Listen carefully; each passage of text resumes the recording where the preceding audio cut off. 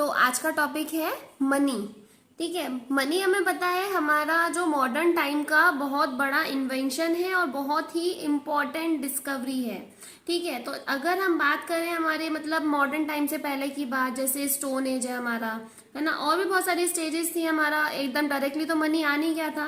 तो पहले के टाइम पे मनी की इतनी नीड भी नहीं पड़ती थी, हमें जरूरत नहीं पड़ती थी, नॉर्मली हम चीजों को एक्सचेंज कर लेते थे। लेकिन अगर आज के टाइम की बात करें तो बिना मनी के, बिना पैसे के कुछ होता ही नहीं है।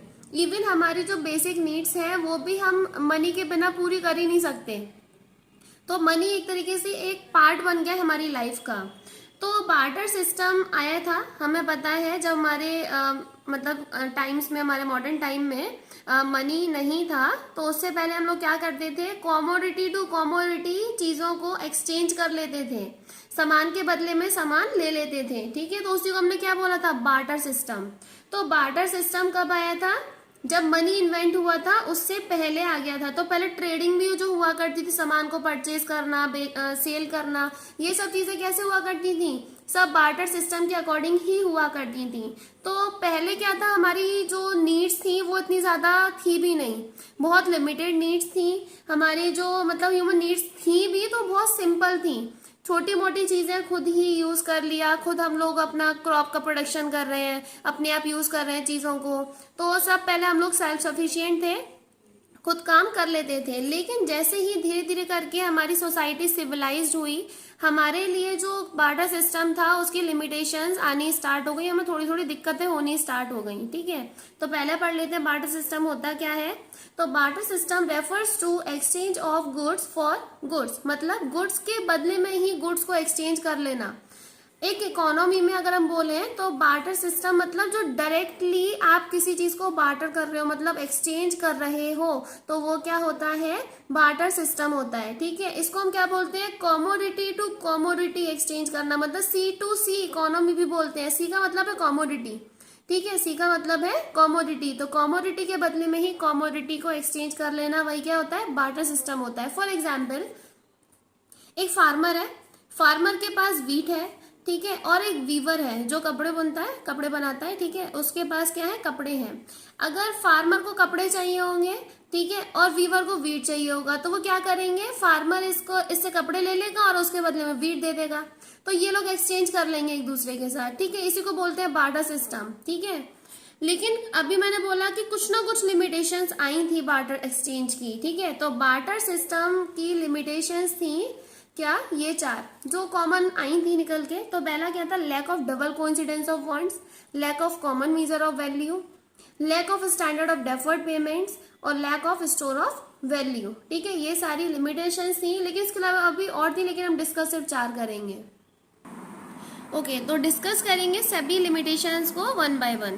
तो पहले लिमिटेशन क्या है हमारी, lack of double coincidence of wants. Double coincidence का मतलब है जैसे एक पर्सन है उसके पास व्हीट है और दूसरा पर्सन है उसके पास है राइस। ठीक है, तो दोनों की को ही एक दूसरे के पास जो सामान है उसकी नीड होना। अब ये जरूरी थोड़ी हर बार आपकी नीड्स जो है वो मैच कर जाए, कभी कभी हो सकता है वो नीड्स आपकी मैच ना करें। तो यही बोला है कि बार्टर सिस्टम सिर्फ वहीं पर वर्क करता है जहाँ पे दोनों बायर जो है और सेलर जो है दोनों ही रेडी हो एक्सचेंज करने के लिए, दोनों की नीड्स जो है वो सेटिस्फाई हो रही हो एक दूसरे के प्रोडक्ट से। जैसे A can exchange goods with B, A जो है बी के साथ एक्सचेंज कर सकता है आराम से, कोई प्रॉब्लम नहीं है उन्हें। लेकिन कब, जब A has what B wants, जब ए के पास मतलब वो हो जो बी को चाहिए, and B has what A wants, और बी के पास वो होना चाहिए जो ए को चाहिए। जैसे अभी भी हमने एग्जाम्पल पढ़ा था कि जो फार्मर है उसके पास व्हीट है ना, फार्मर है उसके पास व्हीट है, और जो वीवर है, वीवर के पास क्या है, उसके पास क्लॉथ है। अब ये लोग तभी तो एक्सचेंज करेंगे जब एक दूसरे की वाली नीड हो। फार्मर को क्लॉथ चाहिए हो तभी तो वो अपने व्हीट इसको देगा, लेकिन अगर फार्मर को क्लॉथ की नीड है ही नहीं, उसे तो राइस की नीड है, तो क्या होगा, यहाँ पर एक्सचेंज नहीं कर पाएंगे। ठीक है, तो ये बार्टर सिस्टम की क्या आ गई, लिमिटेशन आ गई। अगला क्या है, lack of common measure of value. Common measure, measure मतलब तोलना। ठीक है, कैसे मेजर कर रहे हो आप चीजों को, तो all commodities are not of equal value, सारी कमोडिटीज की एक वैल्यू नहीं है। हमें पता है अगर हम बुक भी लेने जाते हैं तो हर किसी बुक की अलग अलग वैल्यू होती है, कोई 10 रुपए की है, कोई 20 रुपए की है, कोई 100 रुपए की है, तो सभी की वैल्यूज क्या होती है, अलग अलग होती है।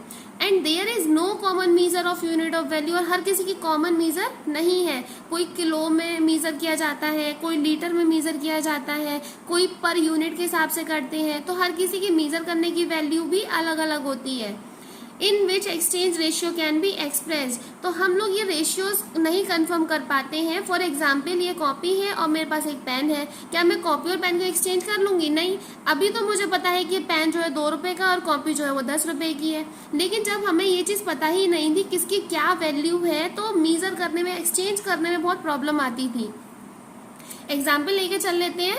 ए के पास जो है वो वीट है और बी के पास जो है वो राइस है, तो ए को पहले सोचना पड़ जाएगा कि उसके पास अगर 1 किलो वीट है तो वो कितने किलो राइस में एक्सचेंज करेगा। तो यहाँ पे मीजर करने की दिक्कत आ गई। अभी तो आज के टाइम हमें पता है पैसे की मनी की वजह से कि वीट जो है 1 kg का कितने रुपए का है, तो कितना मुझे एक्सचेंज करना चाहिए, लेकिन पहले तो मनी था ही नहीं। जब बार्टर सिस्टम चलता था तो मीजर करने की बहुत ज्यादा दिक्कत आती थी। नेक्स्ट है lack of standard of deferred payments. Deferred payments का मतलब होता है कुछ क्रेडिट पेमेंट्स, मतलब जिनका पेमेंट मैं अभी नहीं करूंगी, बाद में करूंगी। तो क्या बोला, फ्यूचर पेमेंट्स और क्रेडिट ट्रांजेक्शन्स, मतलब वो पेमेंट्स जो मुझे अभी नहीं फ्यूचर में करने हैं, और कुछ क्रेडिट ट्रांजेक्शन मतलब जिसका पेमेंट अभी नहीं करना, बाद में करना, तो बात दोनों की सेम ही है। Can not takes place with easy, ठीक है, इजीली टेक्स प्लेस मतलब आप एक्सचेंज नहीं कर पाते थे। क्यों? क्योंकि अभी तो आपने कोई सामान ले लिया, लेकिन क्या पता कि आप बाद में उसका पेमेंट कर पाए या नहीं कर पाए, या एग्जैक्टली वही चीज आपके पास है या नहीं जो सामने वाले को चाहिए। तो इससे क्या होता है, लड़ाई झगड़े भी हो जाते हैं। ठीक है, तो borrower may not be able to arrange exactly the same quality. हो सकता है जिसने उधार लिया है सामान, वो एग्जैक्टली सेम क्वालिटी का आपको पेमेंट कर पाएगा या नहीं कर पाएगा। ठीक है, तो यहाँ पर दिक्कत आती थी, आप जितने भी फ्यूचर पेमेंट्स हैं आप वो नहीं कर पाते हो। ये लिमिटेशन थी बार्टर सिस्टम की। अब नेक्स्ट लिमिटेशन क्या है, lack of store of value, आप चीज़ों को स्टोर नहीं कर सकते। ठीक है, अब जैसे मैंने बोला कि मैंने फ्रूट्स मेरे पास थे, ठीक है, और फ्रूट्स मैंने रख लिए, 1 दिन चल जाएंगे, 2 दिन चल जाएंगे, लेकिन 3rd डे आकर के क्या हो जाएगा, वो सड़ जाएंगे, खराब हो जाएंगे। ठीक है, अब वो स्टोर तो मैं कर ही नहीं पाऊंगी। अगर स्टोर करना भी है तो बहुत मेहनत करनी पड़ेगी। आज के टाइम पे तो वेयर हाउसेज है, कोल्ड स्टोरेज है, वहाँ पे कर लेते हैं, लेकिन पहले क्या हुआ करता था, हमने बहुत ही सावधानी से चीज़ों को रखना पड़ता था। तो यही बोला हुआ है, it is difficult for people to store wealth, अपनी वेल्थ जो है, जो हमारे पास सामान है, फ्यूचर यूज के लिए रखना बहुत ही मुश्किल हो जाता है। Most of the goods do not possess durability, बहुत सारे सामान होते हैं जिनकी ड्यूरेबिलिटी होती नहीं है, वो लंबे समय तक चलते ही नहीं है, 1 या 2 दिन में कुछ देर बाद ही खराब हो जाते हैं। Storage of goods require time and efforts, अगर आपने सामान को रखा भी है तो उसके लिए आपको बहुत टाइम और बहुत एफर्ट्स लगा के रखना होता है। अगर आप नहीं रखोगे तो वो खराब हो जाएगा, और फिर बाद में कौन एक्सचेंज करने आ रहा है, तो इसमें आपका भी लॉस है और सामने वाले का भी लॉस हो जाता है। अब अपने बार्टर सिस्टम के बारे में तो पढ़ लिया कि पहले कैसे चीजें एक्सचेंज हुआ करती थी, लेकिन ये लंबे समय तक या आज के टाइम तक हम लोग इसको फॉलो नहीं करते हैं। ठीक है, तो अब क्या है, मनी का इन्वेंशन हुआ। ठीक है, नीड्स हमारी बढ़ती चली गई, हम लोग सेटिस्फाई नहीं हो पा रहे थे चीज़ों से, तो हमने क्या करा, धीरे धीरे करके मनी का डेवलपमेंट या डिस्कवरी स्टार्ट हो गई उसकी। ठीक है, तो मनी क्या है, फर्स्ट ऑफ ऑल मनी है क्या चीज, money is anything which is generally accepted as a medium of exchange, measure of value, store of value, mean for standard of deferred payments. मतलब मनी कुछ भी हो सकता है जो कि जनरली एक्सेप्ट कर लिया जाए। मतलब अगर मैं बोलूं कि मैं आपको पैसे दे रही हूँ या मनी दे रही हूँ, आप आराम से एक्सेप्ट कर रहे हो, या आप मुझे मनी दे रहे हो, मैं भी एक्सेप्ट करूंगी, बिल्कुल मना करूंगी ही नहीं। ठीक है, तो वही क्या होता है, मनी होता है। तो मनी ये भी कह सकते हैं जो बार्टर सिस्टम की जितनी भी लिमिटेशंस हैं उनको पूरा कर रहा हो, वो मनी होता है। अब लिमिटेशंस क्या थी कि आप चीज़ों को एक्सचेंज नहीं कर पा रहे थे, मीजर नहीं कर पा रहे थे, स्टोर नहीं कर पा रहे थे वैल्यू को, डेफर्ड पेमेंट्स नहीं कर पा रहे थे, तो ये सारी चीज़ें जो आपकी पूरी हो रही हो वो क्या होता है, मनी होता है।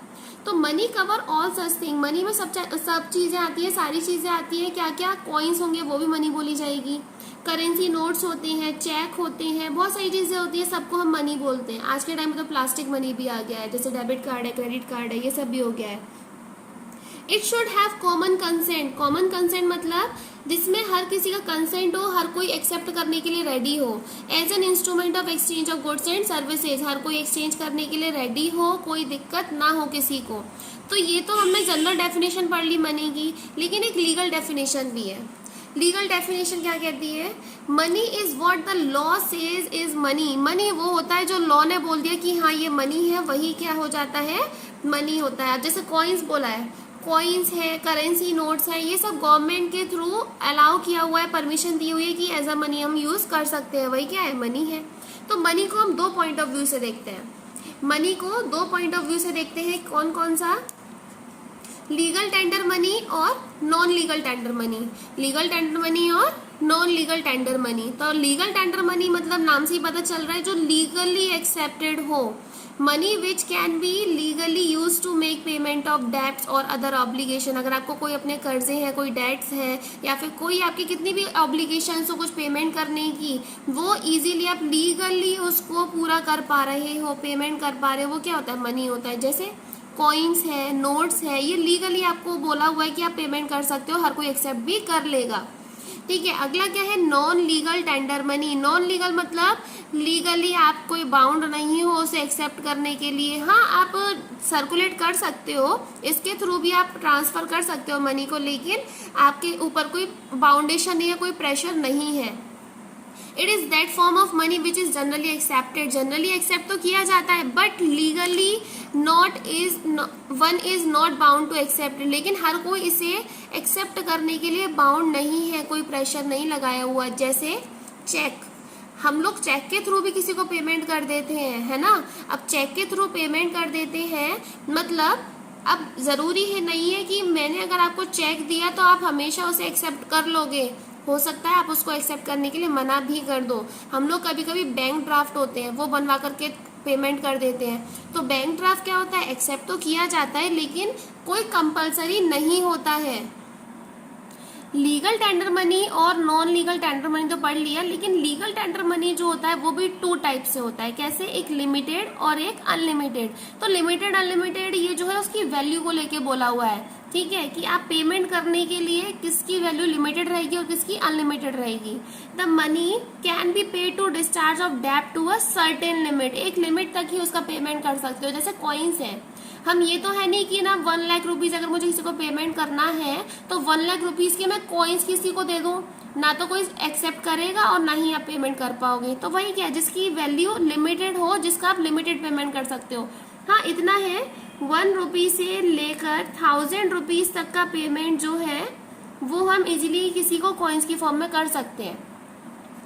अनलिमिटेड लीगल टेंडर मनी क्या होता है? जिसकी वैल्यू अनलिमिटेड हो, आपको जितना भी पेमेंट करना हो, कितने भी डेट्स क्यों ना हो, सब आप अनलिमिटेड तरीके से किसी को पेमेंट कर सकते हो। This money can be paid in discharge of a डेब्ट ऑन ऑफ एनी अमाउंट। किसी भी अमाउंट, कितना भी अमाउंट क्यों ना हो, आप आराम से दे सकते हो। जैसे पेपर नोट्स, मुझे 1 लाख है, 1 करोड़ रुपीज है, कितने भी मुझे पेमेंट करना हो बहुत इजीली पेपर नोट्स के थ्रू मैं कर सकती हूँ। अब वो मैं कॉइन्स के थ्रू तो कर नहीं सकते भाई, 1 लाख है, 1 करोड़, हम पहले तो उसे काउंट करते ही रह जाएंगे।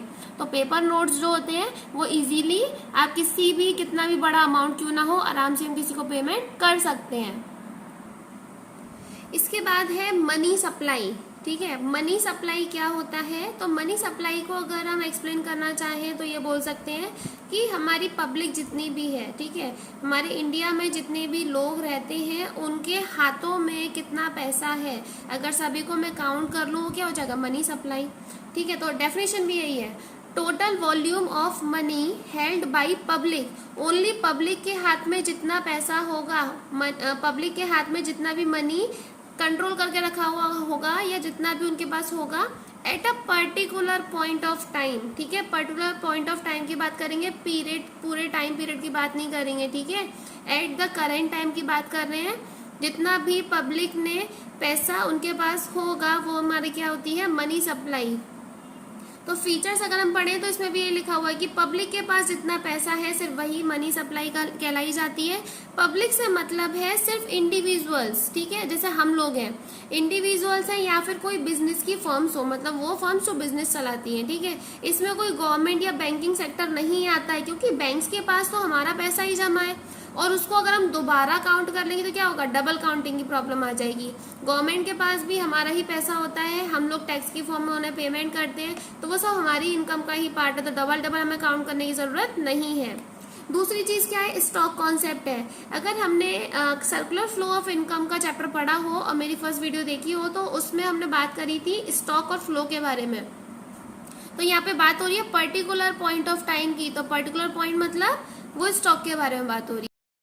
तो मनी सप्लाई के कंपोनेंट्स क्या होंगे, ठीक है, मनी सप्लाई में आप क्या क्या चीजें इंक्लूड करोगे। तो पहली चीज है करेंसी विद पब्लिक, पब्लिक के पास जितनी भी करेंसी है हम सिर्फ वही लेंगे। और demand deposits with banks, bank के पास आपके जितने भी डिमांड डिपॉजिट्स हैं वही इंक्लूड करते हैं, ठीक है। तो पेपर नोट्स या फिर कॉइन्स, ठीक है, पेपर नोट्स होंगे जितने भी पब्लिक के पास है, कॉइन्स जितने भी पब्लिक के पास हैं वो सभी इंक्लूड करते हैं।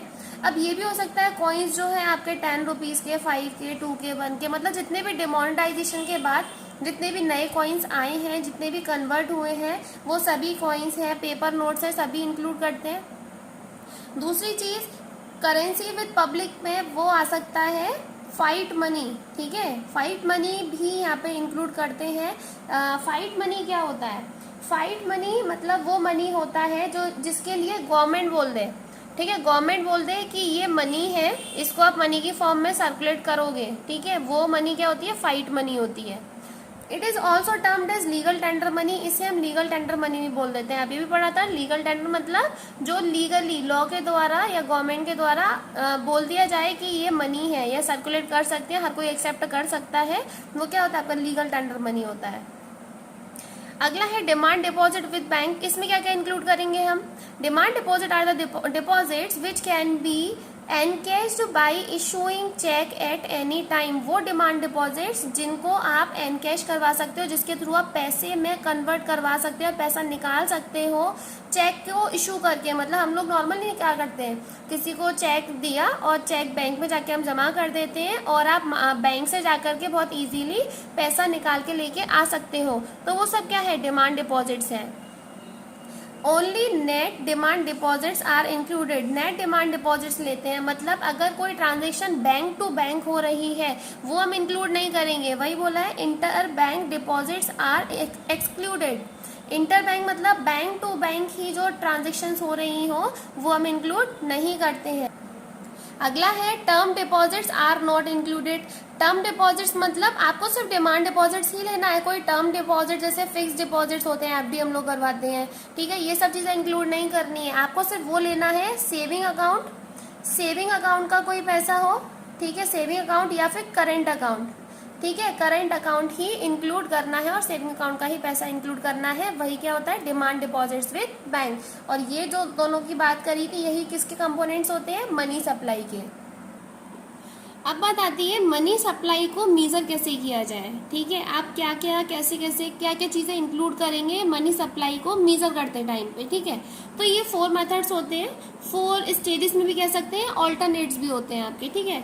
क्या क्या है, M1, M2, M3, M4 हमने नाम दे दिया इसे। तो M1 में क्या क्या आता है, करेंसी या कॉइन्स विद पब्लिक, पब्लिक के पास जितनी भी करेंसी है, जितने भी कॉइन्स है सभी इंक्लूड करना है। डिमांड डिपॉजिट्स जो भी होते हैं बैंक के पास वो इंक्लूड करने हैं, या और भी जो छोटे मोटे डिपॉजिट्स हैं जो आरबीआई के पास रखवाए जाते हैं, ठीक है, वो इंक्लूड करेंगे। या तो आप इन तीनों को प्लस कर लीजिए, या फिर M2 में क्या आता है, M1 की तीनों चीजें इंक्लूड करके साथ में saving deposits with post office saving banks, ठीक है।